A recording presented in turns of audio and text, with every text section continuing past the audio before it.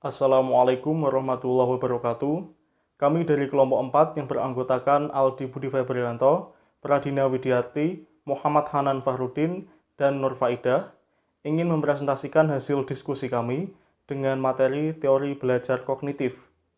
Baik, pada pembahasan materi kali ini, kami membagi materi menjadi 4 poin penting.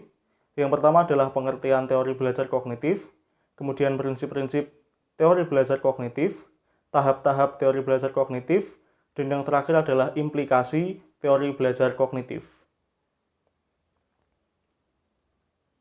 Baik, yang pertama kita akan membahas mengenai pengertian teori belajar kognitif. Sebelum itu, mari kita membahas mengenai apa itu belajar secara umum.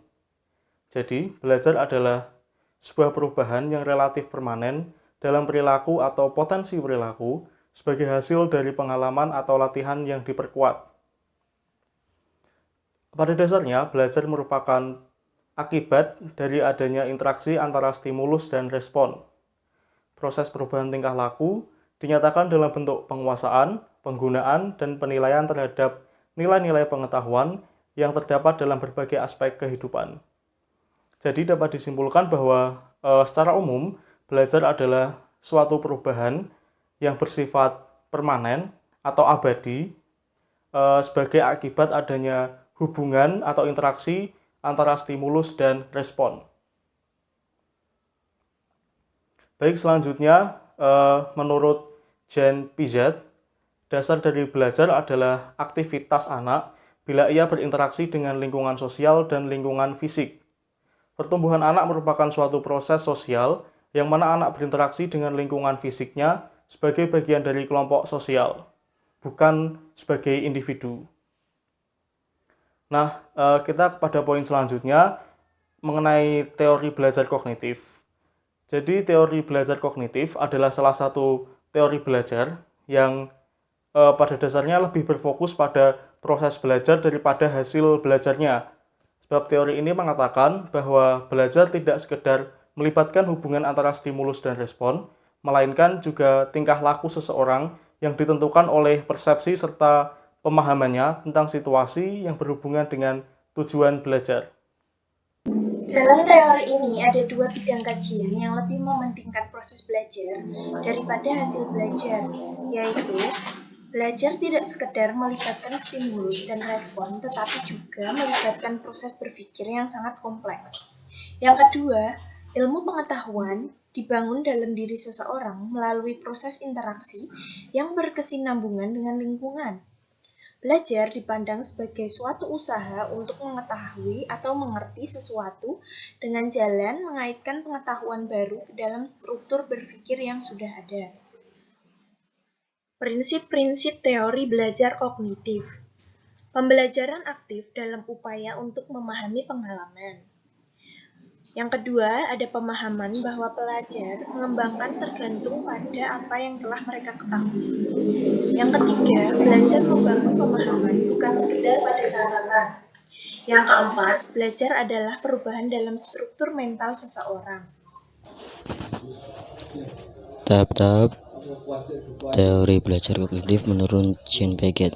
1. Tahap sensori motor 0-2 tahun. Anak yang berada pada tahap ini pengalaman diperoleh melalui perubahan fisik, gerakan anggota tubuh, dan sensori koordinasi alat indera. Contoh, anak mulai bisa berbicara meniru suara kendaraan. 2. Tahap praoperasi 2-6 tahun.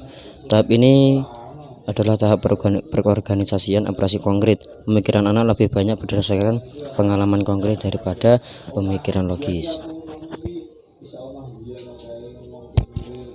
Tahap operasi konkret 6-12 tahun. Anak-anak yang berada pada tahap ini umumnya sudah berada di sekolah dasar. Di tahap ini anak telah memahami operasi logis dengan bantuan benda-benda konkret.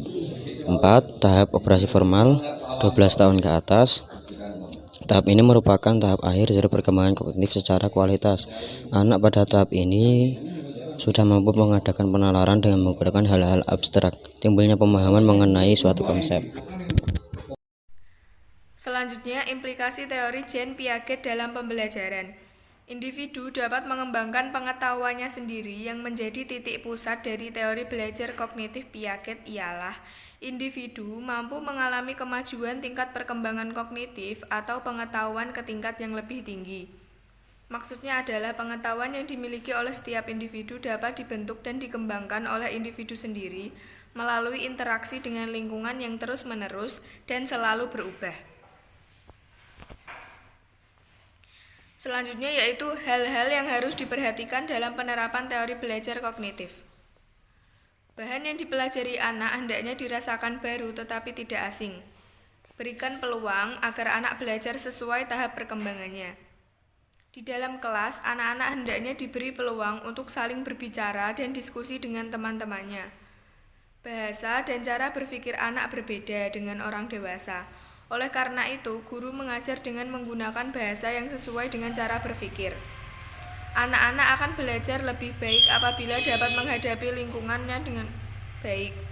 Guru harus membantu anak agar dapat berinteraksi dengan lingkungan sebaik-baiknya. Demikian presentasi dari kelompok kami. Wassalamualaikum warahmatullahi wabarakatuh.